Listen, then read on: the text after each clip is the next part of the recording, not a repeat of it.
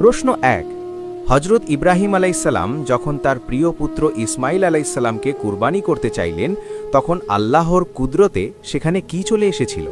ক, একটি উট, খ, একটি জান্নাতি দুম্বা, গ, একটি গরু। সঠিক উত্তরটা জানার আগে ভিডিওটিতে লাইক দিয়ে দ্বীনি কাজের অংশীদার হন। সঠিক উত্তরটি হবে খ, একটি জান্নাতি দুম্বা। যখন ইব্রাহিম আলাইসাল্লাম তার পুত্রের গলায় ছুরি চালাচ্ছিলেন তখন আল্লাহ তার পরীক্ষায় খুশি হয়ে জান্নাত থেকে একটি দুম্বা পাঠিয়ে দেন এবং ইসমাইল আলাইসাল্লামের বদলে সেটি কুরবানি হয়। সেই থেকে আজ পর্যন্ত আমরা আল্লাহর সন্তুষ্টির জন্য পশু কুরবানি করে আসছি। এটি ছিল বাবা আর ছেলের ভালোবাসার এক চরম পরীক্ষা। প্রশ্ন ২। আমরা খালি চোখে রাতের বেলা যে নক্ষত্র ও গ্রহভরা আকাশ দেখি সেটি ৭ আকাশের কততম স্তর? ক, প্রথম আকাশ, খ, চতুর্থ আকাশ, গ, সপ্তম আকাশ। আপনি যদি সত্যি ইসলাম সম্পর্কে আরও জানতে চান তাহলে চ্যানেলটাকে সাবস্ক্রাইব এবং পেজটাকে ফলো করুন।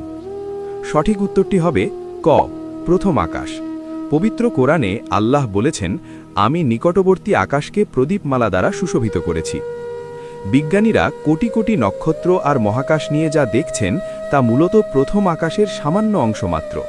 প্রতিটি আকাশের বিশালতা এত বেশি যে প্রথম আকাশটি দ্বিতীয় আকাশের তুলনায় মরুভূমিতে পড়ে থাকা একটি আংটির মতো ছোট। এভাবে সপ্তম আকাশ পর্যন্ত বিস্তৃত আল্লাহর এই বিশাল সাম্রাজ্য। প্রশ্ন ৩। জান্নাতবাসীরা যখন কোনো ফল খাওয়ার ইচ্ছা করবেন তখন সেই ফলটি তাদের কাছে কিভাবে আসবে? ক, গাছ থেকে পেড়ে আনতে হবে, খ, গাছের ডাল নিজে থেকেই নুয়ে আসবে, গ, ফেরেশতারা বাজার থেকে আনবে। উত্তরটি জানার আগে ভিডিওটি শেয়ার করুন। একটি ভালো কথা শেয়ার করাও সাদাকা। এই জ্ঞানটি শেয়ার করে আপনিও সাদাকা জারিয়ার অংশীদার হন। আপনার হয়তো একটি শেয়ার হাজারো মানুষকে সঠিক পথে আনবে। সঠিক উত্তরটি হবে খ, গাছের ডাল নিজে থেকেই নুয়ে আসবে। জান্নাতের খাবার দুনিয়ার খাবারের মতো নয়। সেখানে আপনি কোনো ফল ছিঁড়ে নেওয়ার সাথে সাথেই সেই জায়গায় ঠিক একই রকম আরেকটি ফল গজে উঠবে। জান্নাতীরা যা খেতে চাইবেন তা তাদের সামনে হাজির হয়ে যাবে।